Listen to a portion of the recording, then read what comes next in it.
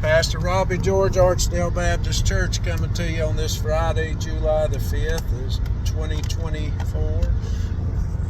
We're heading back from Asheboro currently at the time, and so we're traveling, so just wanted to get on here and give an update today. A couple things have happened today, at least one big one to move us forward. With 58 days left and till the launch date of Archdale Baptist Church on September 1.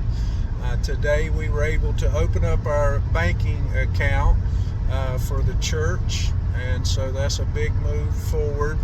And I'm gonna just go through some things here.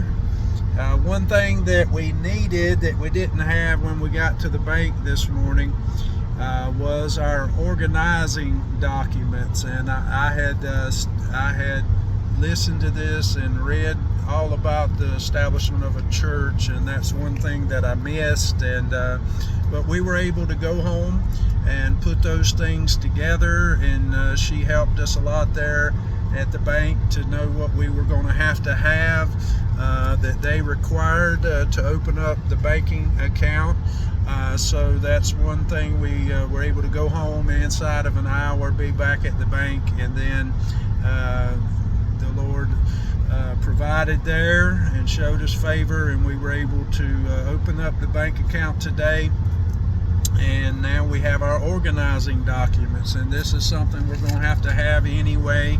And so I wanted to go through a couple things here, and they are these. I wanted to give a little update. Like I said, we have 58 days to go, and so once we had our tax ID in hand, it enabled us to be able to open up the bank account and do things like that, apply for business license, and it allows you to do several things that you can't do without that. And so there's a couple things you can do when you launch a church or plant a church, and that is pay an organization, which one of them is start a church. And I've had a friend who is a pastor to share with me that his church went through this organization, and the cost back then, which would have been about 5 years ago, was about $2,500 is what he thought the cost was. But they were able to start having church services just with that tax ID in hand. And so what the church organization is able to do for a church is get your incorporation done, and your articles of incorporation, and it also gets you your 501c3 status. Now on June the 1st, I started that process myself, and that's the 501c3 status, and I got that started. And I stalled out on point number 2 as I was working my way through that. And there's a couple things with the 501c3 status, and one of them is this is going to be the greatest challenge that we face at this time, due to the IRS estimates that just to do the paperwork alone, it will take an individual 100 to 150 hours. So just consider that today. That is working 40 hours a week, Monday through Friday. It would take you 3 weeks to complete if you worked on it every minute of your work day for 3 solid weeks. So obviously we're unable to do anything like that. So it's going to take some time to get that done. I have started that process, but it is a high cost of this starting a church. So that's one thing. It's going to cost a lot of money to get that done. And then the incorporation part also is another expensive cost.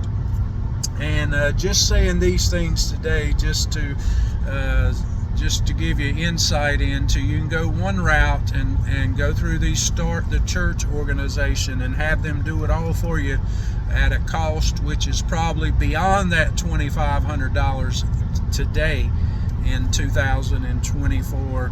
And or you could try and do these things yourself, and that's what our intentions are as we see things today.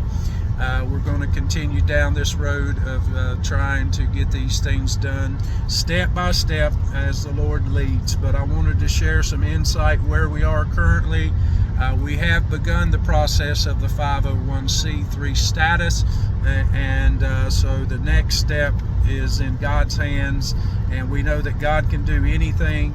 All we can do is act by faith and make these steps in faith, which is what we are doing.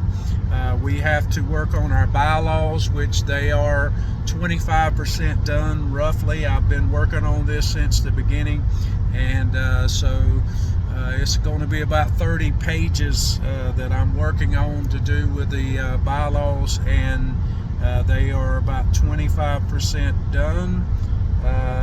Then we have to draft and file the articles of incorporation.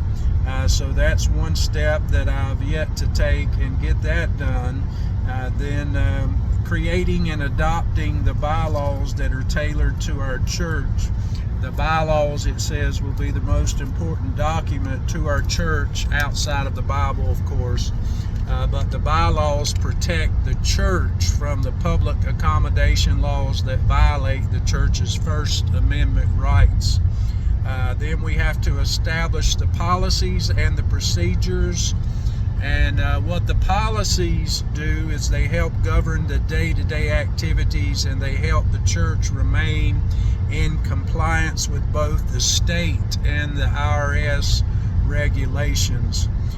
The policies protect the integrity and the vision of the ministry. So these are things yet to be done. And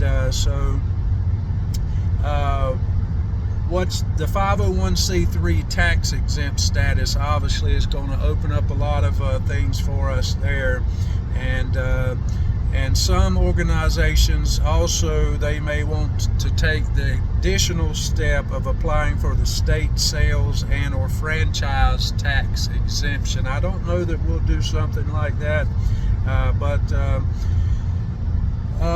the rules, the regulation, the bylaws, the mission statement, the vision statement, all these things has to be done before the 501c3 status is complete. So you have to present all that stuff in a file to the IRS. So we're working on all these things, and I just wanted to give an update today.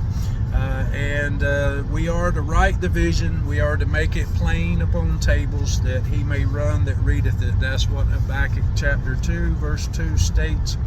And so we are focused on getting this church up and running, and we are walking these things out by faith. And that's our intentions, to follow where the Lord is leading and leaning upon his wisdom, because we know through him all things are possible. But God bless you today. Pastor Robbie George with an update of where we are and what we're working towards today. Have a blessed day.